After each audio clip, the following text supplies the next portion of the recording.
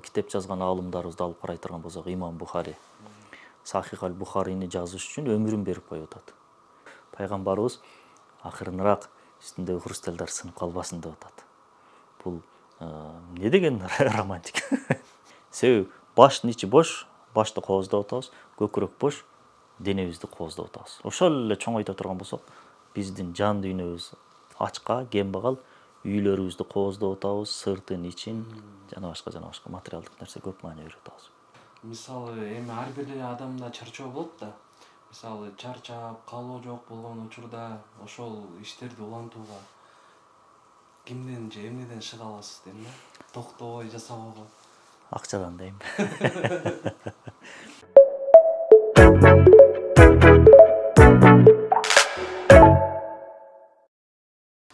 Ассаламу алейкум, урматтуу достор. Турарбеков Маек YouTube каналыбызда мен сүйгөн китеп долбоорубуздун кезектеги коногу өзү режиссер, диктор, мотиватор байкелерибиз, Жаннат Медиа Продакшн студиясынын негиздөөчүсү Мансур Канназар байкебиз. Ассаламу алейкум, байке. Кош келдиңиз. Кош келдик. Ден соолук, иштериңиз баары жакшыбы? Жакшы, рахмат, Алла разы болсун. Өзүңүздөр? Жакшы, шүгүр. Эмне жаңылыктар жасап жатасыздар? Жаңылыктар ушул жумуш, чыгармачылык иштер, съемкалар, китептер, ошолор. Көптөгөн иштерди талыкпай кылып келе жатасыздар, көрүп атабыз, ар кандай сынактарды уюштуруп атасыздар. Ушулардын баарын жасоого эмне чыгып берет сизге? Эң биринчиси баягы кимдин мүдөөсү эли болсо, ал өзү жалгыз бир эл сыяктуу деген сөз бар го китептерде. Командабыз менен аз болсо дагы бир аз кызмат кылайлы деп атабыз элибизге. Ошол эле студиянын иштери болсун, ошол эле YouTube'дагы чыгарган видеолорубуз болсун, ошол эле агартуу жаатындагы иш-чараларыбыз болсун, ошол эле могу китеп жаатындагы иш-чаралар болсун. Мунун баарысы аз да болсо ошол биздеги бар нерселерди эл менен бөлүшүп, элдеги бар нерселерди өзүбүзгө алып дегендей. Мисалы, эми ар бир адамда чарчоо болот да. Мисалы, чарчап, калоо жок болгон учурда ошол иштерди улантууга кимден же эмнеден шыга аласыз дейм да? Токтобой жасабагы. Акчадан дейм. Эми баягы адамбыз, кээде эчтеке кылгың келбей эле жөн эле жаткың келип калат. Адам ар кандай абалга дуушар болот экен да негизи. Кээде адам болот дейт, дарак сыяктуу болуп калат дейт. Бир жерде тура берсең, эчтеке кылгың келбей, туктагың келет же отура бергиң келет. Кээде адам болот дейт, айбан болуп калат дейт. Жаман нерселерди каалап, жеп ичип, уктап эле. Кээде эле адам периште болуп калат дейт. Китеп окуп, намаз окуп, же бүт баарына жылмайып. Ошондой жаныбардан айырмабыз биздин ошондой абалдарга кирип турат экенбиз. Эми мындай абалга киргенде албетте аябай оор нерсе. Мындай бул психологиялык абал, айрыкча азыр социалдык тармак, медиа өнүккөн сайын бул депрессия, стресс деген нерселер аябай күчөдү. Ошол кездери көбүнчө апамдан, анан өзүм устатым бар, андан жолугуп сүйлөшкөндө алар ушу неме кылып коет да, сонун кылып туруп бир мындай таптап коет да, анан кайра эле баягындай жаңы эле тапталып чыккан тулпардай болгон мындай неме болуп калабыз, мындай илтеңдеп калабыз, сүйүнүп. Ошол бизге мотивация бергендер. Анан берки коммерциялык жааттагы иш-чараларда албетте эң күчтүү мотивация бул акча, ачык эле айтыш керек аны. Иштебесең акча болбойт, иштесең акча болот дегендей. Эң сонун. Бул дүйнөдө бардык жаралган нерселердин өзүнүн максаты болот экен. Сиздин жашоодогу эң башкы максатыңыз?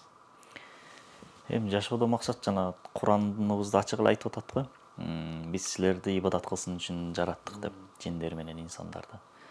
Эң негизги максатыбыз ошол бизди жараткан Кудай Тааланы ыраазы кылганга аракет кылыш, ыраазы кылыш. Бул эң биринчи негизги максатыбыз. Экинчиси азыркы күндө эми ушул ыраазычылык дегенде кантип ыраазы кылабыз деген сөз чыгат да. Анын ичин ача турган болсок, азыркы күндө мындай карай турган болсоң, 3-чү дүйнөлүк согуш болуп атат да. Биз 3-чү дүйнөлүк согуш качан болот, кандай болот деп эле бир күтүп атабыз да. Бирок согуштун ичиндебиз биз. Болгондо дагы тарыхта болуп көрбөгөндөй бир согуш. Бул ушундай бир таң калыштуу согуш. Бирок бүт баары жай баракат эле ойноп күлүп эле жыргап эле жүрөт. Имараттар кулаган жок, жарылган жок. Бүт баары эле жыргап эле жүрүшөт, бирок жараат өтө көп. Руханий жараат. крестүүлөрдүн жогортуулу деп тарыхты айтабыз да, ушул жылы бүткөн 11-12 кылымдарда. Крестүүлөрдүн жогортуулу эң күчтүү азыр болуп атат. Медиа менен ушул азыр ушул видеону көрүп аткан бир туугандарыбыз колундагы телефон аркылуу болсун, үйүндө төрдө сыйлуу жерде орун алган ошол телевизор же болбосо монитор аркылуу, же балдарыбыз кечинде бекинип алып ошол чукулаган, баскылаган планшет аркылуу үчүнчү дүйнөлүк согуш болуп атат. Руханий жан дүйнөнүн азыгы болгон кайсыл багыт болбосун бүт баарына өтө күчтүү чабуул бар. Тилекке каршы коргонуу жок. Жокко эсе. Ошого окшогон подкасттар болсун, интервьюлар болсун, ушундай немелер, иш-чаралар аз санда. Тигилердин бомбардировкасы өтө күчтүү. Ошол эле үй бүлө маданиятына коюлган чабуулдар, ошол эле аял эркек мамилесине коюлган чабуулдар болсун, ошол эле тил маданиятына коюлган чабуулдар болсун, ошол эле каада салт үрп адат маданиятына болсун, ошол эле динибизде жашоо, Кураныбызды жашоо, пайгамбарыбыздын жашоосун жашоо деген улуу мүдөлөргө болгон чабуулдар болсун, мунун бүт баарысы ошол айланып келип эле бизди зыянга учуратып атат, бизди руханий жактан өлтүрүп атат, бизди талкалап атат. Ушул 3-чү дүйнөлүк согушта биз дагы куралыбызды колго алып, мекенибизди коргоп, согушуу мүдөбүз. Ар бир диндар блогер, ар бир диндар журналист, ар бир диндар жазуучу, ар бир диндар ата жана апа, кыргыз тилин таза сүйлөгөн. Ар бири бул күчтүү аскер, күчтүү батыр, күчтүү мужахид. Бул жолдо согушуп жүрбөсөң, иншалла шейит болсоң керек. Эң сонун жооп бердиңиз. Мисалы убакыт өткөн сайын өткөн жашооңо бир карап адам сабак алат эмеспи? Анан сиздин ушул убакка чейин жашап өткөн өмүрүңүздөн да мисалы бир арман барбы? Өкүнүп калган учур. Эми армандар өкүнгөн учурлар көп. Мисалы кандай күн майрам десек, күнөөсүз өткөн күн майрам дейт го. Ошондой майрам болбой калган күндөргө өкүнөбүз албетте өтмүштө. Анан атам менен убагында кеңири отуруп, саясат жөнүндө сүйлөшүп, кино жөнүндө сүйлөшүп, жашоо жөнүндө сүйлөшүп, толук кандуу убакыт мен ажырата албай калганым өкүнөм атама. Атасы барлар бактылуу чындап. Анан атасы кайтыш болгондор эми өзү деле ата болду азыр эми. Ошодон сабак алып, ошол арманды жок кылуу үчүн, арманды өчүрүү үчүн ошол ата болгондон кийин балдар менен көбүрөөк убакыт өткөзүп, көбүрөөк дегенде пайдалуураак. Өтмүштөн калган өкүнүч ошол. Анан баягы кээде жаштык кылып, кызуу кандуулук калтырып, тажрыйбасыздык кылып сүйлөп койгон сөздөр, жасап койгон иштер, кабыл алып койгон чечимдер бар. Албетте бул ар бир адамдын жашоосунда болсо керек. Ушулардын эң сап башында атам менен болгон мамиле турат. Мындай өткөндү билбей келечегиңе жол таппайсың дейт го. Ошол себептен да ушул суроолорду беребиз биз келген конокторго. Жаштарыбызга сабак болсун деген мааниде эле да. Анан эң кубанткан учурчу акыркы жолу сизде? Эң кубанткан учур 2 ай мурун кыздуу болдум, 5-кылым. Бешик болуңуз бек болсун. Рахмат, Алла ыраазы болсун. Атын дагы Курманжан койдум. Ошол Курманжан Датканебиздин видеосун даярдап чыгарып, анан бул китепке дагы кошконбуз. Алымбек Даткадан кийин. Ошол кездерде кыздым да төрөлүп калды дагы. Анан ошонун таасиринен Курманжан деп койдук. Ошол Кудайга шүгүр эми кубанычтуу учурлар көп. Жада калса баягы жаркырап тийип турган күндү деле, көк асманды карап деле, же жай баракат каалыгып түшүп келаткан карды деле карап туруп, кубанып, ошодон бир рахат алса болот да адам. Же болбосо могу азыр карай турган болсок, руханий согуш болуп атат дедик жана. Бирок материалдык жактан алып карасаң, жашообуз тынч да. Ушуга дагы ошол эле кезде ошол руханий согуштар, чабуулдарга каршы күрөшүп аткан бир армиянын ичинде болуп калуу деле бул бакыт да. Анан бактылуу болушка, жыргап жашашка, жан дүйнөнү тынч эс алдырып жашашка толтура факторлор бар. Адам анын деңгээлине жараша көрө алат. Эгерде адамда ичи бош болсо, адам сыртына көп маани берип баштайт. Могу баштын ичи бош болсо ушу баштын сыртына көбүрөөк маани берилип баштайт. Салондор, кирпиктер, каштар. Эгерде могу көкүрөктө боштук болсо, ээңсиреп калса көкүрөк, анда ал көкүрөктүн сыртына маани берип баштайбыз. Кооз кийимдер болсун, же болбосо залга барып алыптыр, жанагындай көкүрөктөрүн, билектерин чыгаргандар болсун. Албетте эми спорт менен, ден соолук менен аларга сөзүбүз жок. Дагы көбүрөөк биз жакшы кийим алганда, же бренд кийим алганда, же жакшы машина алганда дагы көбүрөөк башкаларга көрүнөлү деген бир ниет, максат болуп атпайбы? Же болбосо эмне үчүн кыздарыбыз өтө боенуп чыгат сыртка? Эгер жалаң аялдар болгондо ошончолук боенмок беле? Же жалаң эркектер жашаганыбызда ошончолук жасанып болмак белек? Эмне үчүн үйдө эркектер жасанбай эле жөн эле жупун эле жүрөбүз, аялдар үйдө боенбой жүрүшөт? Эмне үчүн? Себеби үйдө өзүңкү таң калтырбайсың деле, туурабы? Коомдо булар бөтөн, алар таң калтырыш керек. Эмне үчүн? Себеби баштын ичи бош, башты кооздоп атабыз, көкүрөк бош, денебизди кооздоп атабыз. Ошол эле чоңойто турган болсок, биздин жан дүйнөбүз ачка, кембагал, үйлөрүбүздү кооздоп атабыз, сыртын, ичин, жана башка материалдык нерсе көп маани берип атабыз. Ошон үчүн баягы адам айланасындагы жөнөкөй нерседен да рахат алышты билсе, жана дайыма өзүнүн жан дүйнөсүн байытуу менен алек болгон болсо, депрессия, стресстерге кабылбайт, дайыма жашоосунун ар бир мүнөтүнөн рахат алып жашайт. Жада калса бир жаман окуя болсо дагы ошодон дагы бир даанышмандыкты, хикматты алып чыга алат. Эң сонун жооп бердиңиз. Демек, сиз үчүн бакыт деген бул жан дүйнөнүн тынчтыгы, жан дүйнөнүн бай болуусу.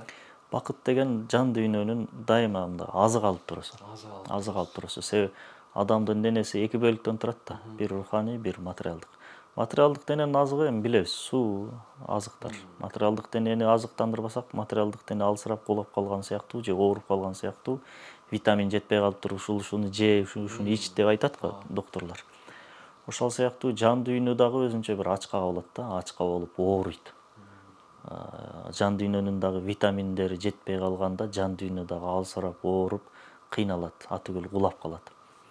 Бул жан дүйнөнүн азыктары, жан дүйнө өзү таза бир кубулуш, жаратык болгондугу үчүн жан дүйнөнүн азыгы дагы бул руханий китептер болсун, жан дүйнөнү байыта ала турган китептер, пайдалуу китептер, Куран, намаз, пайгамбарыбыздын өмүр баяны, зикир болсун, же жакын адамың менен жакшы баарлашып отуруу, балдарың менен баарлашып, жубайың менен баарлашып, ата энең менен баарлашып отуруу, ушул жан дүйнөнүн азыгы.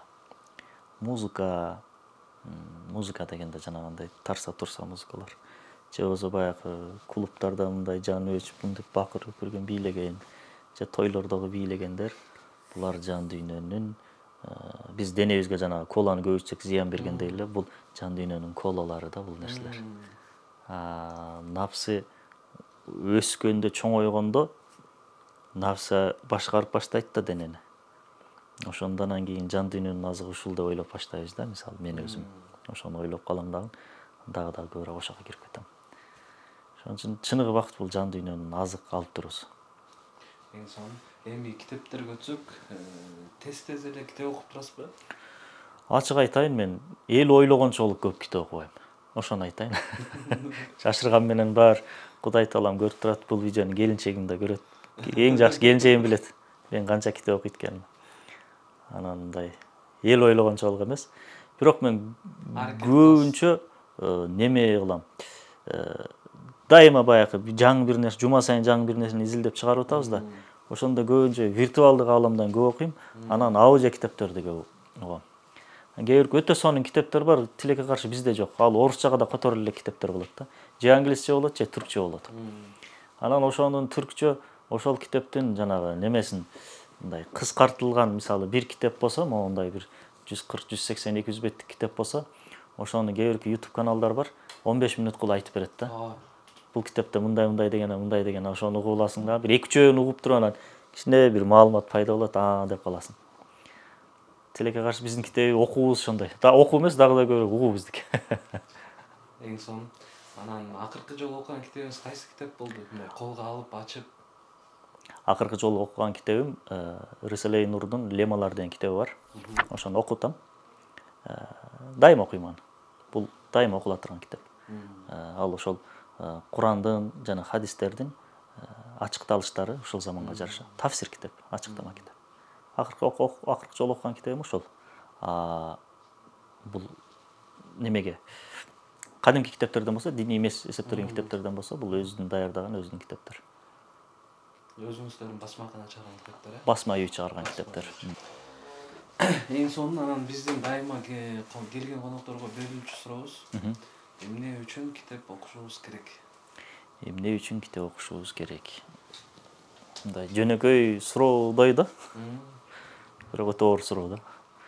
Себеби бул суроонун жообун балким көп китеп окуган адам жооп берсе таасирдүүрөөк болмок. Мисалы менин досторум бар, күнүнө 100 бет, 150 бет, 200 бет китеп окуйт. Жанагы 14 томдук Рыселей Нурду бир айда эле бүтүрүп койгондор бар да. Анан алар балким көрөттүр бул видеону. Китеп окуганда биринчи кезекте эми бул маалымат, илим аласың, ал турган кеп. Биринчи кезекте китепти ачабыз дагы, мисалы биздин аалым тарбиялаган энелерди ачып алып туруп окуп атабыз да. Тез окуу деген нерсе чыкпадыбы азыр? Эми жакшы нерсе. Бирок кээ бир китептер бар, тез окубашың керек. Шашпай акысын берип окушуң керек. Мисалы, апаңды 1 жылдан бери көрө элексиң. Жолуктур, апа кандайсыз, жакшы отурасыз деп тарс кетип калсаң, апаң капа болот да. Китепте эле ошондой нерсе да. Кээ бир китептер. Кээ бир китептер бар, досуң, баягы алысыраак таанышың да. Кандай тип кетип каласың. Эң негизгиси андан бир нерсе сурап аласың. Болду, бүттү, маселе чечилди. Кээ бирки адамдар бар, апаң бар, жубайың бар, же аял күйөөлөрү бар, балдарың бар. Алар менен сааттар бою отурсаң дагы, ар бир айткан сөзүн бир-бирден угуп, мындай рахат аласың. Ошол сыяктуу кээ бир китептер бар, сен апаң сыяктуу, жубайың сыяктуу, жакын досуң сыяктуу, анын ар бир сөзүн бир-бирден алып окуйсуң. Ар бир сөзгө токтолуп, ошол сөздү мээңде өзүңчө талкуулап, өзүң менен өзүң муталаа кылып туруп окуганда адам маалымат алат, жан дүйнөсү байыйт, руханияты байыйт, руханий денеси семирет, витаминин алат дегендей, дагы бир нерсе бар, сабырдуулукка үйрөтөт. Азыр социалдык тармак өнүктү. 100 жыл мурун бир маалыматты Бишкектен Ошко жеткизиш үчүн балким чабарман 6-7 күндө жетмек, же поезд менен 5-6 күндө жетмек. Азыр Бишкектен Ошко атты чаптырса 5 күндө жетеби, канча күндө жетет? 6 күндө жетеби. Азыр эмне кылат? Кнопканы бассаң, ошол кезде 1 секундтун ичинде жетет. Жада калса онлайн түрдө жандуу сүйлөшө алабыз. Ошол эле кезде социалдык тармактарды карасаң, социалдык тармактардын видеолору да барган сайын кыскарып эле баратат. 3 секундта айтып кал дейт, 5 секундта айтып кал дейт. Не чыгара бересиң, сен аябай көп баарын көрүп жетишпейсиң. Ошондой бат-бат видеолор, кыска видеолор, бир нерселер бат-бат ишке ашып, тилекке каршы мунун пайдасы болду материалдык жактан. Зыяны да болду. Зыяны, эң чоң зыяндарынын бирөөсү бул сабырсыздык. Жаштар азыр мындай ойго дуушар болуп калды да, дагы көбүрөөк. Мен деле ошол немеге көбүрөөк дуушар болуп калдым. Кыска убакыттын ичинде чоң нерсе болуп кетсе экен деп. Бат эле байып кетүү, бат эле бактылуу болуу, 3 күндүн ичинде үйрөтүп коюу, 1 айда кирешеге чыгасың сен дегендер. Улуу иштердин курманчылыгы улуу болуш керек да. Эмне үчүн эне баласын 9 ай курсагында көтөрөт, 2 жыл, 3 жыл көкүрөгүндө көтөрөт, 20 жылга чейин акылында, жан дүйнөсүндө көтөрөт, өмүр бою кыжалат болуп баары издеп жүрөт. Себеби ал бир баланы дүйнөгө алып келүү бул улуу иш. Эми боюнда бүт 3 күндүн ичинде тууп кой деген нерсе жок да. Ошол сыңары китеп окуу ошол процесстердин акысын берип, сабырдуулукка үйрөтөт. Жөнөкөй бир нан. Эми жөнөкөй көрүнүп калды да бизге. Газага барсаң, азыр эң улуу акыйкат бул нан азыр Газада. Ачкадан балдар өлүп атат. Биз азыр Кудайга шүгүр эми эле кофе ичтик. Үйдөн келет ар бирибиз куурулган жумуртка жедик, же жана башкаларды жеп келдик. Газада эң улуу акыйкат бул нан. Биз үчүн жөнөкөй эле нерсе да, бул катып деле калат, таштанды деле жатат. Ошол нандын алдыбызга келип калуу процессин алып карай турган болсок, ал биринчи нан будай топуракка түштү, чириди, андан кийин жарылып чыкты, жамгырда калды, кардын астында калды, күнгө күйдү, жана башка. Акыры байкуш будай картты жанагы комбайн чабып келип, аны жанагы машактарын өзүнчө кылып, тазалап, жууп туруп тегирменге киргизбейт. Тегирмен аны жанжыды. Кебегин өзүнчө, унун өзүнчө. А эми бүттү окшойт деп атса, аны бирөө келди дагы унду сууга аралаштырып өлө жуурду, камыр кылып жуурулду. Ушу менен бүттү окшойт десе анан ачытты жанагы. Ал ачып, ушу менен бүттү окшойт десе анан ачытып туруп, жалпайып туруп отко тыкты. Отко тыккандан кийин анан бышып анан алдыбызга келди. Бул нандын философия менен карай турганбыз, өтө чоң нерсе бар да. Эми ушул жөнөкөй нан ушунча бир процессти басып өтүп аткан болсо, адамдын жашоосундагы кээ бир маанилүү нерселер, бизнес болсун, бала тарбиялоо болсун, же аял менен эркек тил табыша алуу маселеси болсун, мунун баарынын процесстери бар. 3 күндө, 1 айда, 5 күндө жок, андай болбойт. 3 күндө болгон нерсе 3 күндүк ал. 3 күндө тургузулган бизнесиң 6 күндө кулайт деген нерсе ал. 1 жыл, 5 жыл, 10 жылда тургузулган бизнесиң мындай улуу неме болуп кетет. Албетте бул нерселер менен ал нерселерге каршымын деш эмес, болгону сабырдуулуктун немеси да. Китептин эң чоң өзгөчөлүгүнүн бирөөсү ошо сабырдуулукту үйрөтөт. Себеби сен анын саптарында кыдырып жүрөсүң да. Ар бир сөзгө маани бересиң, ар бир сөздү түшүнөсүң. Башка тилдеги китеп болсо словардан ачып карайсың. Бир нече мааниси болот, кайра китепке келесиң, бирөө менен отуруп алып талкуулайсың. Ошондо ар бир сапты акырын басасың, сабырдуулукка үйрөнөсүң. Ошол көп окуганда сабырдуулукка үйрөнгөн адам анан бизнесте болсун, же дагы башка иштерде болсун, сабырдуулукка мындай акырындык менен кеткен бир ыкманы ала алат да. Менин оюмда китептин пайда жактарынын бирөөсү ушул. Ошол эле кезде моюнга алыш керек. Китептер да көбөйүп кетти азыр. Бир мезгилдери кинолор аябай көп тартылып баштаган. Кино жок кезде бир киши кино тартып, анан ошодон жакшы пайда табып, камера кармаганда бүт баары киного кирген.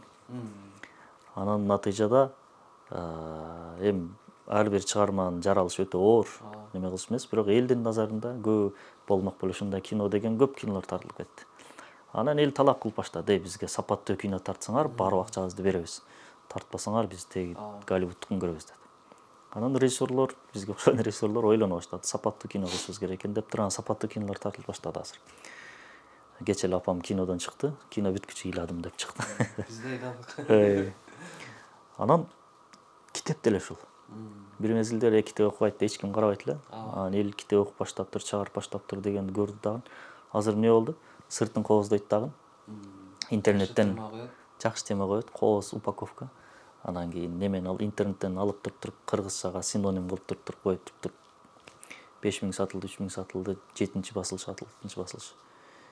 Окурмандар деле кечке талап кыла бериш керек да, бизге жеңил желпи китеп эмес, салмактуу мааниси бар, тарбиялык мааниси бар. Ошондой китеп бер деп. Мисалы китеп жазган аалымдарыбызды алып карай турган болсок, Имам Бухари Сахих аль-Бухарини жазыш үчүн өмүрүн берип коюп атат. Азыр мисалы мен могу китепти жаздым. Эми жаздым дегенден уялам, түздүм. Пайгамбарыбыздын аялдарга кылган мамилеси. 1, 2, 3 деп 72 окуясын жаздык. Жана андан кандай сабак алабыз, тарбиялап алабыз. Ошону изилдеп түздүк. Кафеде отуруп жаздым. Түндө немени коюп алып, жаныма чай коюп алып, жана түрктүн чайы бар го, мындай. Ошондой чайды, кофени коюп алып жаздым. Студияда жылуу жерде отуруп жаздым. Анан жазып, анан кааралашып. Ошентип бир 5-6 айда бүттү окшойт менимче. Имам Бухари китеп жазганда ал өмүрүн алып, ошо китептин артынан ал үйлөнбөй өтүп кетип атат. Өзүнүн сөзү бар. Мен адалга дагы, арамга дагы эч кырымды чечпедим дейт. Бел боомду чечпедим дейт. Ал дегени мен өмүр бою үйлөнбөй өттүм дейт. Аял көрбөдүм дейт. Албетте, бейиштан хүрөлөр күтүп турат. Бирок ошол китепке өзүнүн өмүрүн арнап, ал бүт баарын берди. Сахих аль-Бухари Курандан кийинки орунда турган китеп. Ошон үчүн дүйнө жүзүндө эң Курандан кийинки эң мындай кабыл алынган китеп, авторитеттүү китеп, ошонун китеби. Пайгамбардын сөздөрүн жыйноо жана классификация кылуу. Ошон үчүн ошондой бир курбанчылык чалынган, курбандык кылынган китептердин өмүрү узун болот, жашоосу дагы узун болот, элге дагы таасири көбүрөөк болот. Эл ушуну талап кылса, буюрса, сапаттуу кинолор чыга баштаган сыяктуу, сапаттуу китептер дагы чыгат. Чыгып баратат, чыгат. Эми бул өзүң ошо китеп жаатында иштеген адам үчүн биздин китептер өтө сапаттуу, өтө күчтүү деш адепке терс. Балким мен үчүн өтө кыйын, улуу китептер туюлаттыр. Башка адам окуса ушул эле болмок беле ыргытып коеттур. Ошентип эми неме кылабыз да, иргилебиз, ошентип бир немеге жетебиз. Эң сонун жооп болду. Эми бүгүн бизге алып келген китептериңизге өтсөк, бирден айтып өтсөңүз. Аалым тарбиялаган энелер. Эми мактаналы эми. Мактаналы. Эмне жөнүндө? Бул аалым тарбиялаган энелер китеби бул котормо. Аты айтып тургандай эле биздин өтмүшүбүздөгү ошол улуу аалымдардын апалары. Кандай аял тууд экен деп туруп башталат го немелер. Ошол сыяктуу Имам Бухаринин ошол азыркы айтып өткөн. Имам Бухаринин, сахабалардын, кээ бирки халифалардын, аалымдардын ошол динге, исламиятка, адамзатка кызмат кылган адамдардын апаларын тарбия методикасы кандай тарбиялады, кандай аларга жол көрсөттү. Биз көп аалымдарды тааныйбыз, бирок апаларын тааныбайбыз да, ушундай бир адилетсиздик бар. Ар бир чыгаан адамдын артында сөзсүз бир апа турат. Ал чыгаан өзү эле чыгаан болуп калган жок. Сөзсүз бир апа турат, бир устат турат жол көрсөткөн. Ошол сыяктуу ошол апаларды таанытуу максатында жана менин балам дагы ушулардай болбосо дагы элге жерге кызмат кылган чыгаан адамдардан болсун, аалымдардан болсун деген энелерге арналып жазылган, даярдалган бир китеп. Дароо кошумчалай кетиш керек. Бул 4 китептин негизинде учурда конкурс болуп атат. 14-апрелде жыйынтыгы чыгат буюрса, 4 китептен сынакка катышкан жеңүүчүгө Бишкек шаарынан бир бөлмөлүү батир беребиз деп атабыз. Андан кийин 2 китептин бирөөсүнөн катышканга умрага жолдомо. Андан кийин дагы бир умрага жолдомо. Андан кийин Туркияга жолдомо, дагы бир Туркияга жолдомо. 2 умра, 2 Туркия.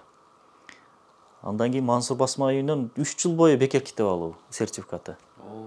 3 жыл бою кайсы китеп чыкса бекер ала берет. Андан кийин окур менен окуу борборунан бекер сертификат, ал дагы бир $1000 бир неме. Ошондой аябай чоң белектерди койдук да. Фатих Султан Мехметхан бул дагы которулган китеп. Фатих Султан Мехметхан бул пайгамбарыбыз саллаллаху алейхи вассаламдын хадиси бар. Константинополь сөзсүз фатих болот, багындырылат, мусулмандардын колуна өтөт. Аны багындырган кол башчы кандай бактылуу жана ошол армия кандай бактылуу дейт. Бул Бухаридеги хадис.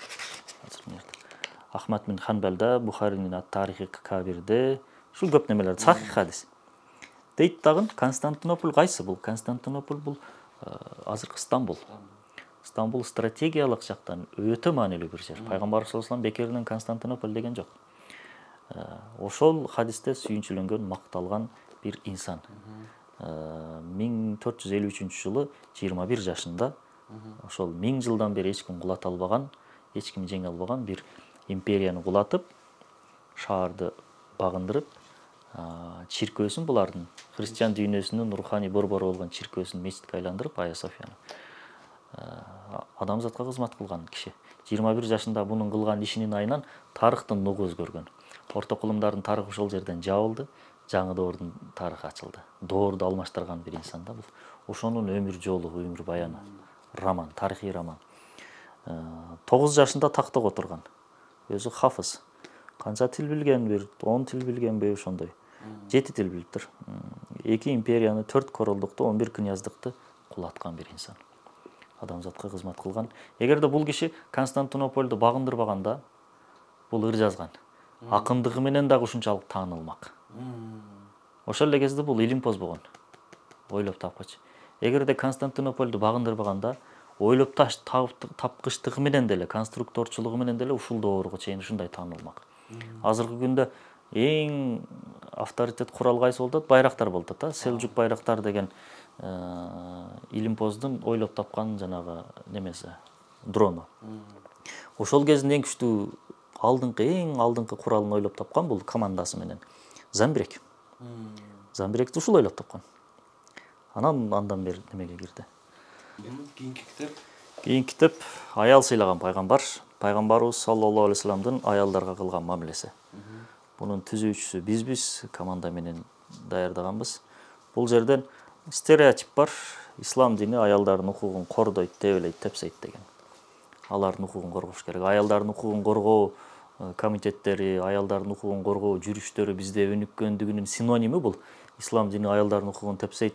Биз мына европалыктар ошо мусулман аялдардын укугун коргоп беребиз деп келдик деген слоган жатат.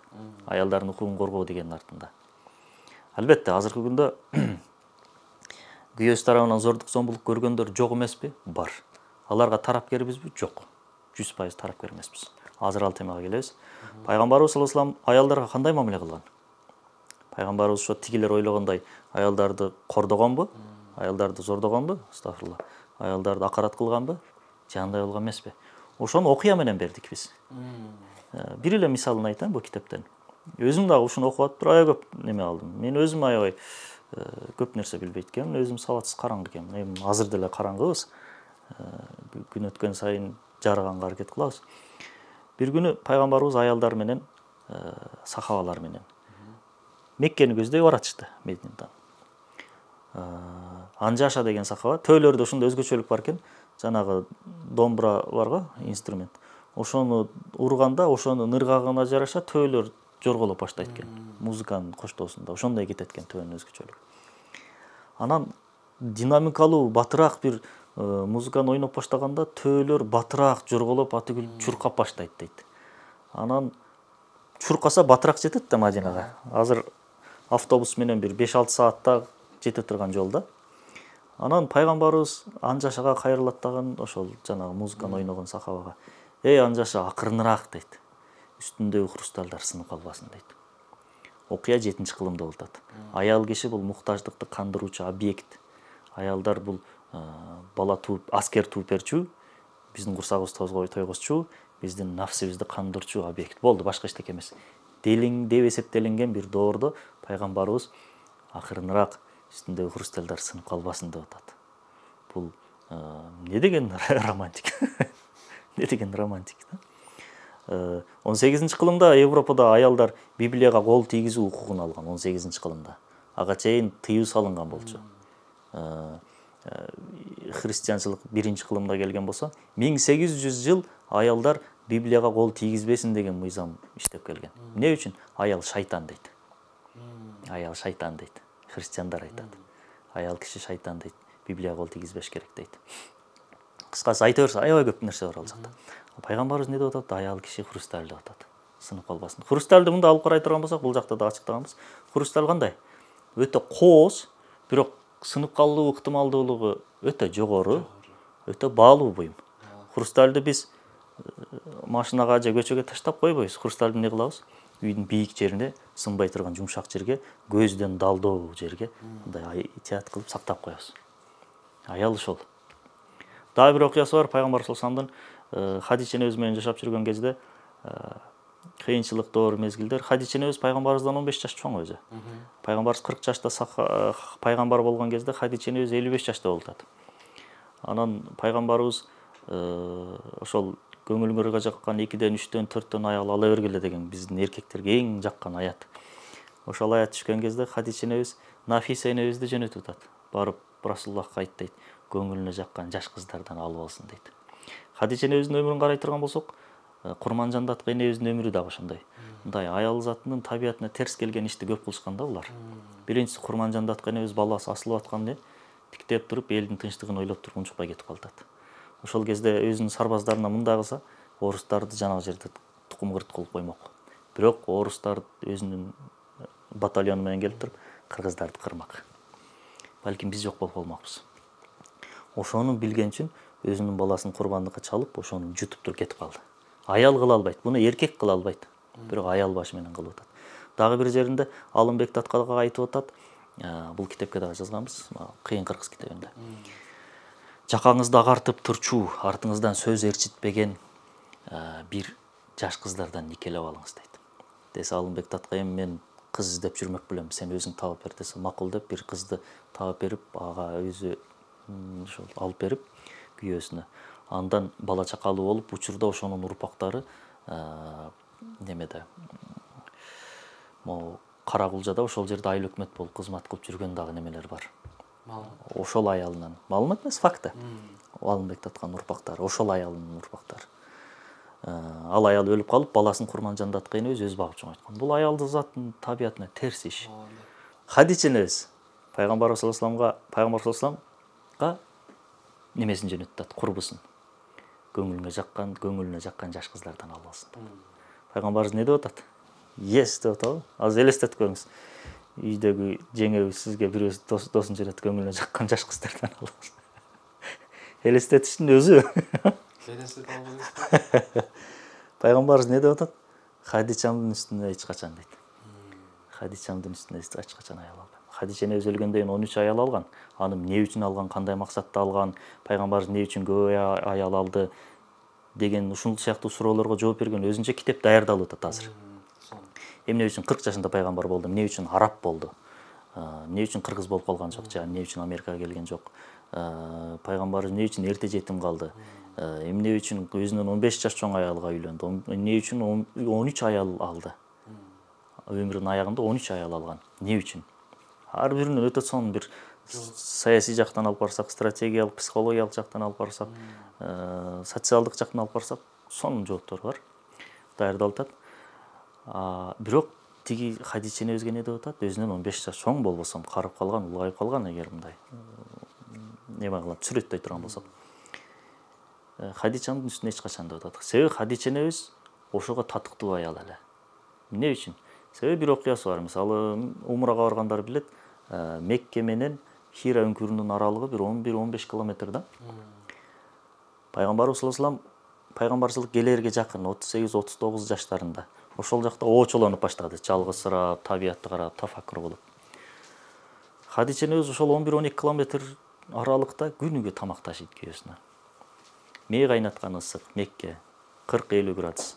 Болгондо дагы ташка өрмөлөп, могу барганда биз араң чыктык, мен жарым жолго жеткенде кайтып ийейин дедим, бирок намустун күчү менен чыктым. Бир 40 мүнөт бою ташты өрүлөп, өйдө карап жөнөйсүң, ошонун чокусунда Хира үңкүрү бар. Хира үңкүрү дегенде жанагындай үңкүр эмес, бир 2-3 таш мындай болуп калгандагы, ортосунда бир оюк жер бар, Нур тоосунда. Ошол жерде биринчи жолу Курандын оку деген буйругу келип ошентип башталган. Сиздердин долбоордун аты дагы ошо китеп окууга байланыштуу болуп атпайбы? Ошо биздин ислам дининин эң алгачкы буйругу оку. Оку деп башталды. Ошол жерден Хадича энебиз күндө тамак ташыйт экен. Анан бир күн Хадича энебиз ойлонот. Бул ушул жакта оочолонуп жүрөт, бир таң калыштуу бир кубулуштарга кириптер болуп атат. Менин күйөөмө бир нерсе болсо мен көтөрө албайм муну дейт дагы. Кетет. 2-3 күндөн кийин Жабраил алейхиссалам келет. Расулалла, сенин аялың азыр каякта билесиңби дейт. Жок, каякта десе, могу үңкүрдүн артында дейт. 3 күндөн бери кирпик какпай, эчтеке жебей, сени ушинтип карап отурат дейт. Сени коргоп отурат дейт.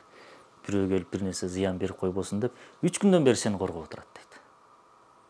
3 күн таштын үстүндө отуруп алып, 3 күн 3 түн кирпик какпай күйөөсүн ушинтип карап отуруптур. Бирөө зыян берип койбосун, бирөө. Анан Жабраил алейхиссалам айтат. Хадичеге айт, Аллах салам айтты дейт. Аллах салам айткан аял Хадича энебиз. Хадичага менден салам айт дейт. Хадича энебиз өлгөндө кайгы жылы деп жарыялап атат пайгамбарыбыз. Бакыттын жылы, жыргалчылыктын жылы эмес, кутулуу жылы эмес, кайгы жылы деп атат. Кайгырып атат пайгамбарыбыз. Кайгырып, өкүнүп, аябай сыгылганда Аллах пайгамбарыбызды алаксытып миражга алып чыгып атат, Кудус аркылуу. Азыркы күндө Кудуста кызычуулардын дагы көптөгөн акылмандуулуктардын эң сап башында келген бир акылмандуулук пайгамбарыбыз ошол жерден Кудустагы, Кудус шаарындагы ошол мечиттеги таштын үстүнөн миражга көтөрүлүп атат. Аллах бир жагынан сооротуу максатында. Бир эле сооротуу максатында эле эмес, бир тарабынан. Кыскасы, ошол аялдарга болгон мамилеси, кыздарына болгон мамилеси, тай эжелерине болгон мамилеси, башка сахаба аялдарга болгон мамилесин чагылдырып, жана мүмкүн болушунча ошодон азыркы күндө биз кандай сабак алып атабыз, ошону бергенге аракет кылдык. Эң соңку Кийинкиси Кыйын кыргыз. Кыйын кыргыз китебинде 9 биздин кыйын кыргызыбыз бар. Алымбек датка, Курманжан датка энебиз, Жаныбек казы, Тоголок молдо, Эшеналы Арабай уулу, Абдыкерим Сыдык уулу, Касым Тыныстан уулу, Жусуп Абдрахман уулу, Рахманкулхан. Ушулардын бейнесин ачып бергенге аракет кылдык. Кыйын замандар кыйын адамдарды жаратат дейт го. Ошол сыяктуу кыйын замандын кыйын кыргыздары да. Кыйын кыргыздар ушул элеби деген суроо туулат да. Жок, кыйын кыргыздар көп. Биз билген жана билбеген көп кыргыз бар. Бул биринчи тому. Биринчи томунда ушуларды коштук. Экинчи том, үчүнчү томдо буйрса мындан ары чыга берет. Ушул кишилердин кылган кызматтары, жекеликтери, инсандыгы, тайманбастыгы, коркпостугу бүт ушу ичине камтылган. Баягы башка жерде көп айтыла бербеген акыйкаттарды бул жака жыйнаганга аракет кылдык. Анан карап көрсөк, балким биз билбегендирбиз. ушул чыган инсандарды бириктирип туруп бир китеп кылган бир долбоорлор дагы жок экен да, балким мен билбейттирмин. Изилдеп көрүп таппадым. Ошодон анан ошону бир китеп кылып даярдап койдук. Эң сонун анан адамдын жашоосунда бир китептер болот го. Таасир берген, жашоосунун бир багытын буруп жиберген. Ушундай китеп болду беле сизде? Болгон албетте. Биздин да ушул жолго келип калышыбызга себепчи болгон китептер бар. Куран албетте. Бирок Куран деш үчүн мен Куранды окуп түшүнүшүм керек да.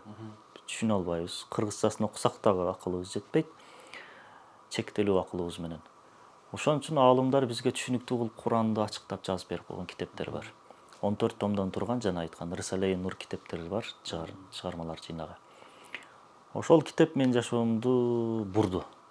Мен буга чейин айылда болсун, же шаарга жаңы келген кезде болсун, чыгармачылыкка өтө кызыккан, өтө жакын, гитара менен эл алдына чыгып ырдаган, ошондой бир неме эле. Мен баягы ырдагандарды мындай жамандабайм бул жерде. Болгон ошондой мен бул дүйнөгө сени издөө үчүн жаралганмын, сен дагы издет үчүн жаралгансың дегендерден болчу. Мурдагы Мансыр байке. Мурдагы Мансыр. Анан ошол китептер менен жуурулушуп, мындай бир көз карашты, багытты өзгөрттү да. Кудайга шүгүр. Ошондой китептер менен жуурулушуп калганыбызга сүйүнөбүз. Ошол китептер болду бизге багыт берген, биздин көз карашыбызды өзгөрткөн, алмаштырган. Анан негизи кайсы багыттагы китептерди окуган жагат? Динийди эске албаганда. Динийди эске албаганда тарыхый аналитикалык. Ошол жаатка көбүрөөк кызыгам. Же ошол иштер менен да көбүрөөк алек болуп калгангабы? Ошолорду изилдеп жүрүп көбү мени тарыхчы деп ойлошот. Бул кыйын тарыхчы дейт. Жок, кыйын тарыхчылар алар башка. Болгону мен тарыхты кызыгып изилдеген адам. Билбейм деле тарыхты, терең билбейм. Көп нерсени билбейм. Бирок ошону көп изилдейм. Тарыхый окуяларды, тарыхый аналитиканы. Ошодон биз кандай сабак чыгара алабыз? Тарых келечектин күзгүсү деген макал бар го. Ошол тарыхты карап туруп, биз кайсыл жерден кайсыл чуңкурга бутубуз түштү, кимдер менен мамиле кылып кан какшадык, кимдер менен мамиле кылып жан жыргадык. Ошону бүт баарысын тарых көрсөтүп турат. Албетте, баягы кээ бир адамдардын, мисалы, бизде кээ бир тарыхчылар бар, түздөн түз коммунисттик идеологияга сугарылган. Аларга койсоң, кайра эле мурдагы СССР түзүлүп, биз Москвага баш ийип, лаппай деп жашай турган бир системаны алып келиш. Кээ бир тарыхчылар бар, түздөн түз Европанын баалуулуктарын сүйөт, ашык болуп калган. Бул жолдо аябай чоң кызмат кылып атышат алар деле. Жок, биз нукура кыргызчылык жана мусулманчылык тарыхты карайбыз. Халифат, анан Афганистан деп дароо чыгышат. Исламдын тарыхын карайлы биз.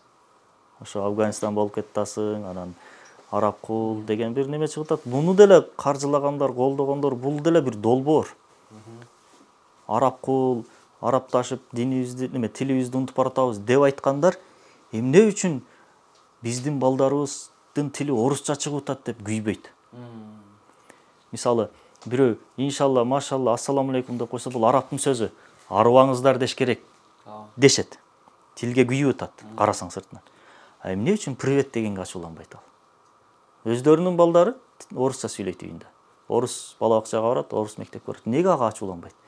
Демек, булардын овчарка кожоюнун каппайт. Ит кожоюнун каппайт эч качан. Ушуну унутпаш керек. Эгер чындап күйгөндө биринчи ошодон баштабайбы? Арыбаңыздар дейт. Тынчтыкбек Чоротегин агайыбыз айтып чыкты. Арыбаңыздар деген да кыргызча сөз эмес экен. Хармаңылар деп өзбектер айтат. Фарсча сөз экен бул. Не дейбиз эми? Эмнеде учурашабыз? Жоло унутуп коелубу? Биздин эми ата бабаларыбыз деле ассаламу алейкум деп келди да. Манаста карасаң дастандарды бүт бар ассаламу алейкум. Саламымды айтып баштайын, дагы эмне баштайын, бүт дастанчылар. Кыргыз тилим, ислам диним, Кыргызстан мекеним деген мүдөнү кармайбыз биз. Биз ошол динди карманып калган үчүн кичине кыргызчылыкты алып калдык. Динди карманбаганда могу якут чукчалардай болмокпуз. Иван болмок атыбыз, же Сергей болмок. Менин досторум бар болчу ошол жактан. Георгий Ондар деген балдар бар. Карасаң кыргыз эле да, бир жаллабаттык эле бирөөдөй да. Кандайсың десем, я не понимаю дечү да. Сен кимсиң десең, Якутияданмын мен дейт. Якутсуң десең, ооба дейт. Аты Георгий. Бирок өтөсү кып-кыргыз. Мындай. Көрсөң жаллап аттык эле бирөө дейсиң да, же бир көлдүк эле бир жигиттер дейли да. Ошон үчүн бул жерде ушул нерсени унутпашыбыз керек. Ошол тилге басымдуулук кылып атам деген бир лозунгдун астында биздин ошол баалуулугубузга чабылбай, булардын максаты ошол эле, кайра коммунизмди түзүш. Кыска одон айта турган болсок, балким бул сөзүм үчүн чабуулдар болот, мага коммунизмди кайра неме кылыш, реинкарнация кылыш. Болбойт дагы бул. Бекер эле неме болот. Ал коммунизмди кайра жылабыз деген өздөрү азыр жоголуу алдында турат. Буга кубанабызбы? Жок, албетте адамзат жапа чекпеш керек, кыйналбаш керек, бактылуулук болуш керек, тынчтык болуш керек. Ушундай нерселерди тарыхка назар салсак биз көрөбүз. Тарыхта биздин аталарыбыз ислам дини менен жабышып жашаган кезде, дүркүрөө өсүп өнүктү. Европа христианчылыкка жабышып жашаган кезде өтө төмөнгө түштү. Артка кетти, караңгы болду. Ошон үчүн көпчүлүк тарыхчылар адилетсиз түрдө мамиле кылып, Европанын тарыхын карап туруп эле, демек биз дагы исламды тутунуп жашасак, ушулардай болот экенбиз дейт. Жок, христианчылык жөөттөргө эле, бир коомго эле, бир айылга эле келген дин бул. Ислам бул адамзатка келген дин. Себеби христианчылык биринчи кылымда адамдар аз болчу, бири-биринен жайгашкан жерлери алыс болчу. Ошондо Аллах Таала ар бир урууга, ар бир коомго өз-өзүнчө пайгамбарларды, өз-өзүнчө эрежелерди жөнөткөн. Бир эле мезгилде эки пайгамбар, эки шарият болгон, эки дин болгон. Эми өзөгү бир, бирок башка эрежелер менен. Себеби эл аз болду, бири-бири менен байланыш аз болгон. Бир пайгамбарды жөнөтүп ийсе, жер бетине жетишмек эмес. Адамдардын психологиялык абалы дагы, социалдык абалы дагы башталгыч деңгээлде болгон. Анча түшүнө берген эмес. 7-чи кылымда адамзат ушундай бир деңгээлге келди, бир пайгамбарды тыңдай турган, бир пайгамбарды ээрчий турган, бир шарият менен, бир Куран менен жашай турган бир даражага жетти. Ошон үчүн пайгамбарыбыз адамзатка келди. Бүткүлдөй. Ошондон кийин адамзаттын табиятына ислам дининин эрежелери толук ылайык келгендиги үчүн, жана биринчи буйругу окуу деп келгендиги үчүн ислам дини дүркүрөө өсүп өнүктү.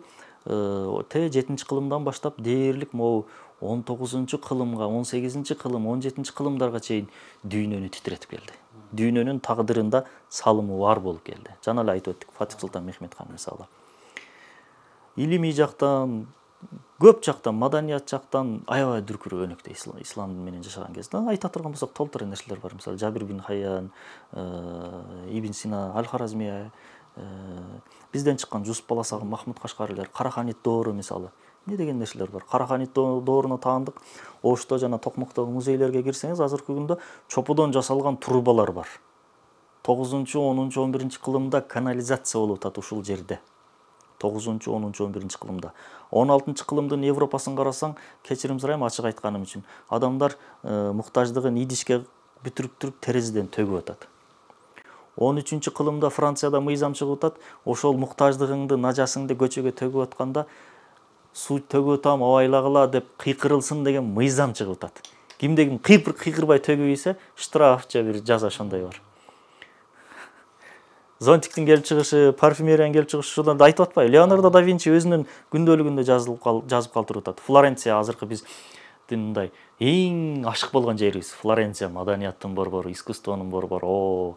Франция, француздар деп суктанган жер, ошол Флоренция галерея. Ошонун айланасы дейт, Леонардо да Винчи айтат. Ушунчалык сасыган болчу дейт. Адам тура албайт болчу ал жерде дейт. Неге? Ошол маданияттын аталары муктаждыгын ошол жерге кылган. Ушул күндө деле сакталуу. Коронавирус маалында изилдөөлөрдүн жыйынтыгында аныкталыптыр, европалыктардын 60-70% кол жуубайт экен. Коронавирустан кийин жууп башташыптыр. Бизде мындай 3-чү дүйнөнүн өкүлдөрү деп эсептешет алар. Тамактан кийин кол жууш деген бул маданиятыбызга кирип кеткен. Туура? Салт болуп калган. Азыркы күндө кафелерде дагы заманбап бир немелерди өткөзүп атат, бирок киребеш жерге бир баланы коюп койтат. Кумганды карматып. Не деген нерсе бул? Улуу маданият бул. Тазалык, бул гигиена. Айта берсең аябай көп. Ушулардын баарыгын тарыхтан карасак, тарых бизге мынтип ачып берип көрсөтөт да. Демек биздин динибиз, биздин эрежебиз, биздин шариятыбыз бул өсүүгө, өнүгүүгө, прогресске жол түзүп берет, шарт түзүп берет. Европада кандай? Алардын дини бурмаланган. Туура келген дин, туура дин, ишенебиз, Библияга ишенебиз, Аллахтан келген дин, Иса алейхисаламга ишенебиз. Ушулардын бирөөсүнө ишенбесек, биз мусулман болбой калабыз. Алардын ишенген нерсесине биз алардан жакшыраак ишенебиз, күчтүүрөөк ишенебиз.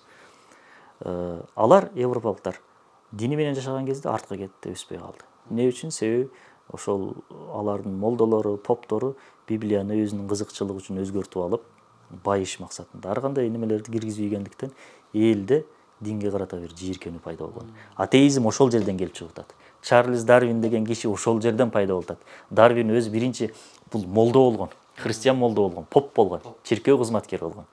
Анан кийин чыгып алып туруп ишенген кожоң сен болсоң деген сөздү айтат дагы, бир болсо Кудай деле жок окшойт дейт дагы, жанагы молдолордун акыбалын карап туруп. Анан кийин бул сандыраак болгон илимий негизи жок эволюция теориясын иштеп чыгып атат. Поп иштеп чыгып атат. Анан кийин аны адамзатка жайып, аны түздөн түз коммунисттер алып туруп бизге жайды. Жанагы мындай ийилип барып туруп түздөлүп кетет го, адам болуп кетет го. Азыркы күндөгү илим аны кайра четке какты, бул туура эмес экен деп. 70 жыл бою окудук биз мисалы. Мунун баары саясат, мунун артында чоң максаттар турат.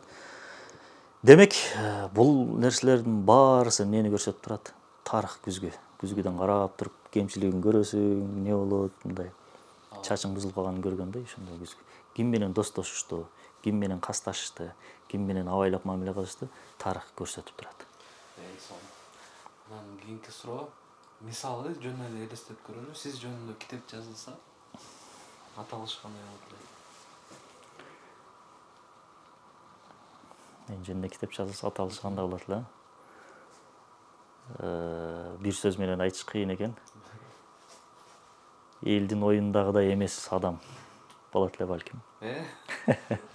Себеби жакшыраак сүйлөп койсо, коозураак сүйлөп койсо адамдар ээрчип кете берет да. Анан ошол эле кезде бул адам деген факторду унутуп калабыз да. Оюдагыдай эмес адам болсо керек эле.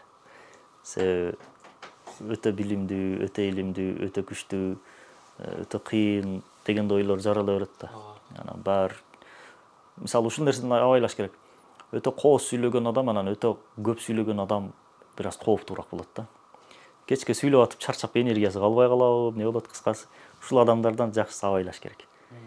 Көп иш кылган, көп мээнеткеч адам анча сүйлөй албайт. Кооз деле сүйлөй албайт. 2-3 сүйлөмдү башын бириктирип деле сүйлөй албайт. Көп иштеген адам. Себеби сүйлөп эле иштеп жүрө берип. Ошон үчүн мен жөнүндө китептин аты ойдогудай эмес. Сонун жооп болду. Анан да биздин көрүүчүлөргө кайсы китептерди сунуштайт элеңиз? Эми биринчи кезекте өзүм китептеримди сунуштайм дароо эле. Кеңиз айтып өтүңүз. Бул 4 китептен сырткарда көп китептерибиз бар. Мансур басма үй деп туруп басма үй ачканбыз.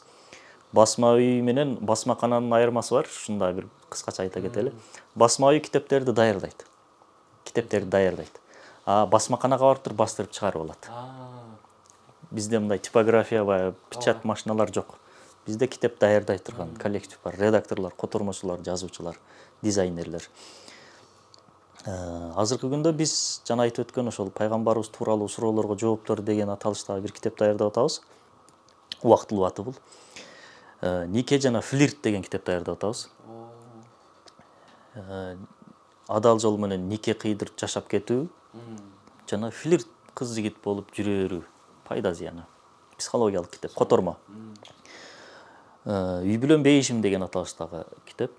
Ал жердеги үй бүлөлүк бактылуулуктардын сырлары.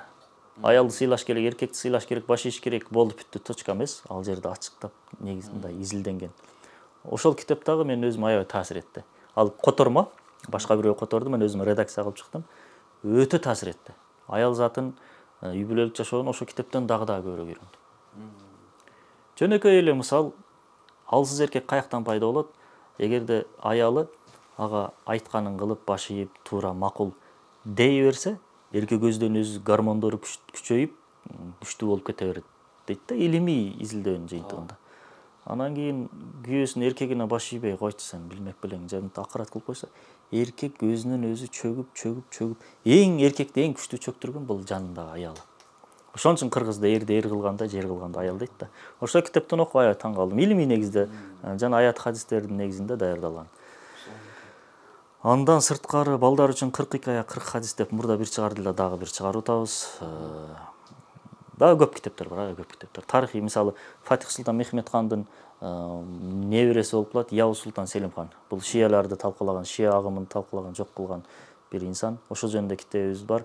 Султан Сулайман биздин эл сүйгөн киши Султан Сулайман.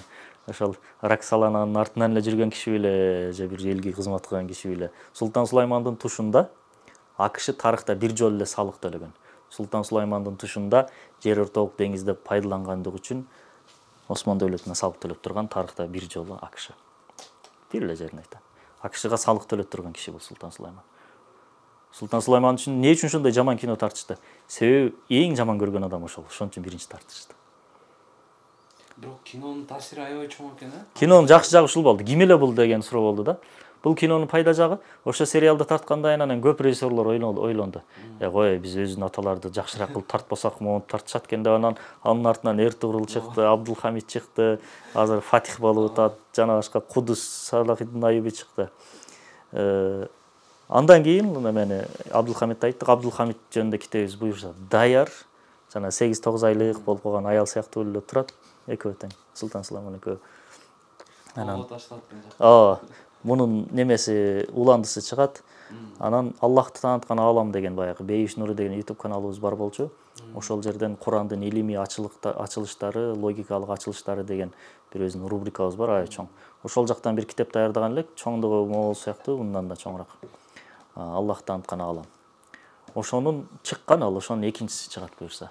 Дагы толтура ушул сыяктуу үй бүлөлүк балдарга багытталган китептер буюрса чыгат.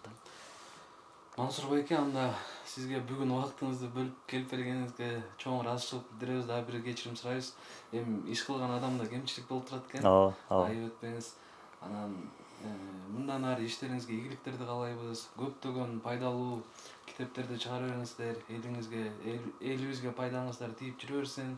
Чоң рахмат. Буюрса келечекте бир күчтүү, ошол ар тараптан күчтүү болгон Кыргызстан мамлекетин курган инсандардан болуңуз. Буюрса иншалла команда менен кылганга баардыгыбыз салымыбызды кошуп жүрө берели. Сизге дагы чоң рахмат. терең ыраазычылык. Чоң рахмат. Алла разы болсун. Сиздерге да ийгилик. Ушундай бир материя, руханияттан алдыга чыккан, мээден, жүрөктөн дагы көбүрөөк ашказан алдыга чыккан, жан дүйнөдөн дагы көбүрөөк темир, жыгач, ошол кирпичтер алдыга чыккан бир доордо китеп жөнүндө бир баяндамаларды айтып, ушинтип аракет кылып, мээнет кылганыңыздарга чоң рахмат. Алла разы болсун. Эми баягы мындай долбоорлорду колдош керек. Учурда чоң рахмат, жакшы ишкен деш менен эле чектелип атабыз, тилекке каршы буюрса, келечекте дагы балким колдон келген жардамдарды кылаттырбыз, иншалла. Чоң рахмат. Алла разы болсун. Алып тур.